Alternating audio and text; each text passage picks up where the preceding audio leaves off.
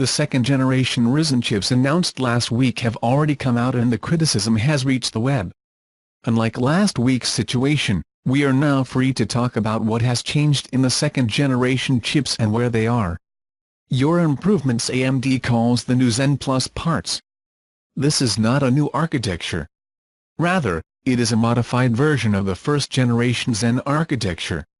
The basic design of the chips remains the same. Each contains two CCXes core complexes, which are quad-core blocks, 8 threads and 8 MB level 3 cache, along with AMD's Infinity Fabric. Architecturally, the biggest improvements seem to have been made in memory and cache latencies. AMD says the cache latency for Tier 1, Tier 2 and Tier 3 caches and main memory has improved, shrinking by up to 13%, 34%, 16% and 11%, respectively. The tech report benchmarks show improved main memory latency, and PC Perspective found improved communications latency among CCXs.